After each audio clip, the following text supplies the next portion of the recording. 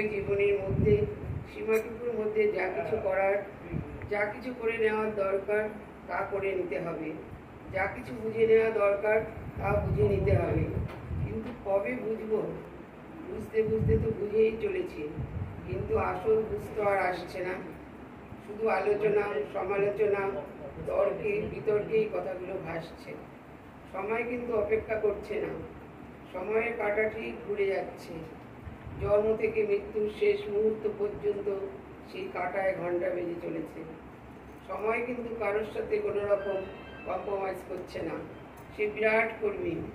তার কর্মের চাকা, কর্মের রথ সে চালিয়ে যাচ্ছে আবহমান কাল থেকে। আর আমরা সেই কালের গ্রাসে পড়ে বেকুবের মতো শেষ হয়ে যাচ্ছি। জন্মের সাথে সাথে মৃত্যুকে আমরা বরণ করে নিয়ে এসেছি, তাই চলছি মৃত্যুর হাতে নিয়ে অনন্ত পথের প্রতীক হয়ে, যাত্রী হয়ে। আস্তে আস্তে জীবনের বাতি নিভে আসছে। কি কৈফিয়ত দেব প্রকৃতির দরবারে? জীবনযাত্রার পথে আমরা সবাই এগিয়ে চলেছি ছল বল, কৌশল, মিথ্যা, প্রবঞ্চনা, প্রলোভন ও যশের মাত্রা নিয়ে। আর এইসবের থেকেই আমরা চাই মুক্তি। আর এইসবের মাঝে পড়েই হাবুডুবু খেয়ে চলেছি সদা সর্বদা। হিংসায় ভরা জীবন মোদের। এই আবহাওয়া থেকে আমরা চাই মুক্তি। আমরা চাই মুক্ত হতে। মুক্ত হতে আবার চাই মুক্তির মন্ত্র, মুক্তির পাথেয়, মুক্তির পুঁজি। আমাদের জীবনে চলার পথে কত বাধা, কত অন্তরায় এসে উপস্থিত হয়। সব কিছুকেই অতিক্রম করে চলে যাওয়া যায় যদি সম্বলটুকু থাকে। সম্বল অর্থাৎ পুঁজি। চলার পথে পথিক হিসেবে অনন্ত গতির পথে এগিয়ে যাচ্ছি আমরা, কিন্তু পাথেয় তো দরকার। সেই তাই বেদ তাই বলছে, বেদ তাই পথিকদের বলছে, এখান থেকে চলে তো যেতেই হবে পথিক, সঙ্গে পাথেয় আছে তো। এই অনন্ত পথের যাত্রী, সম্বল যেন সাথে থাকে। সম্বল নিয়ে যেও না। পাথেয়বিহীন মাঝি তো পার করতে রাজি হবে না। তবে সেই পাথেয় কি? টাকা পয়সা, সোনা গয়না, জমি বাড়ি গাড়ি, ব্যাংক ব্যালেন্স, এসবের বিনিময়ে পারাপার করতে মাঝি কি রাজি হবে? না খুশি হবে? মাঝি যদি রাজি হয় তবে মাঝি কি পাথেয় চায়, যার বিনিময়ে ভবপারের কাণ্ডারি হয়ে সবাইকে পার করে দেবে? সেই পাথেয় হচ্ছে একটি ধ্বনি, যার সুর।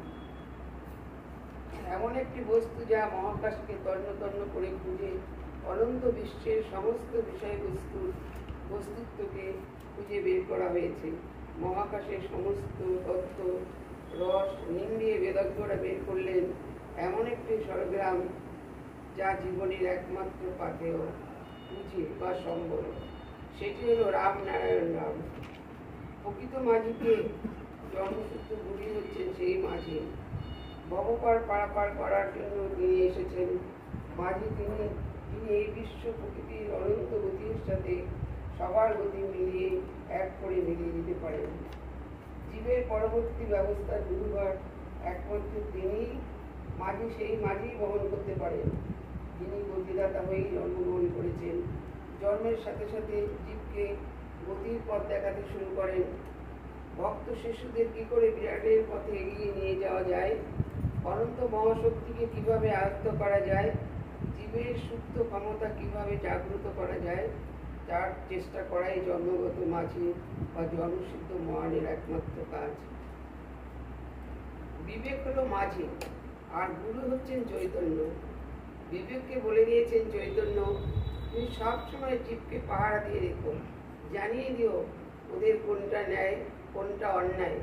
তাই বিবেক সকলের অন্তরে থাকলেও সে কারোর সাথে হাত মিলিয়ে চলে না। বিবেকের সাথে হাত মিলিয়ে তার মতে ও পথে চললে তবেই হবে বিবেকাধীন। জন্মসিদ্ধ গুরু প্রদত্ত মহামন্ত্রই হচ্ছে বিবেকের মন্ত্র, চৈতন্যর মন্ত্র। মহাকাশের মহানাম, মহাস্বর্গরাম রামনারায়ণ রাম হচ্ছে বিবেকের নাম। এই মহানাম অনন্ত বিশ্বের সুরের সাথে সুর মিলিয়ে থাকার নাম। তাই এই মহানাম চলার পথেও একমাত্র পাথেয়। বিবেকের পথে মন্ত্র, মহামন্ত্র, মহানামই জীবের একমাত্র সম্বল, একমাত্র পাথেয়।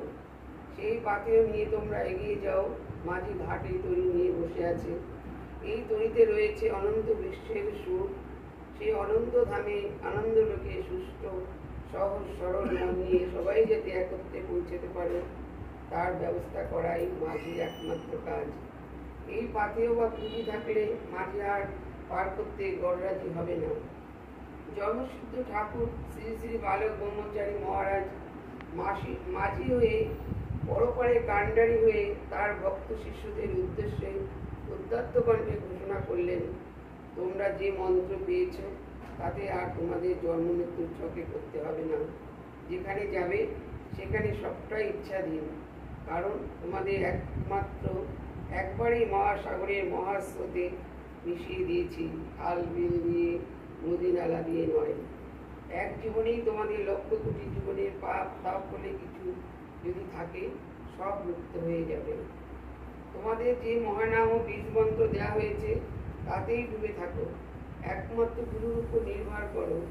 তোমাদের ঠাকুর পাপ পুণ্যের পরোয়া করে না, তাই কোনটা পাপ কোনটা পুণ্য এ নিয়ে তোমাদের মাথা ঘামাতে হবে না। তোমরা ঘর সংসারে কর্তব্য ঠিক মতো করবে, পিতামাতার সেবা করবে, স্ত্রী পুত্রের প্রতি সন্তানের জ্ঞানের প্রতি যেখানে যা করণীয় তা সুন্দরভাবে রক্ষা করবে, আর আহারে বিহারে শয়নে স্বপ্নে নাম জপ করবে। কিছুই তোমাদের ধরতে হবে না, আর কিছুই তোমাদের ছাড়তে হবে না। ফোঁটা তিলক কাটতে হবে না, যাগ যজ্ঞ শাস্ত্র পাঠ করতে হবে না। শুধু লক্ষ্য রাখবে মৃত্যুর সময় যেন নাম ও জপের কথাটা মনে থাকে। মনে রাখবে গুরুগত প্রাণ হয়ে গুরুর আদেশ নির্দেশ হাসি মুখে পালন করলে জন্ম জন্ম সাধনা করেও যে ক্ষমতা অর্জন করতে হয়, গুরুর কৃপাতে এক মুহূর্তে তা পেয়ে যাবে। সম্বল পুঁজি পথেও পেয়ে যাবে। রাম নারায়ণ।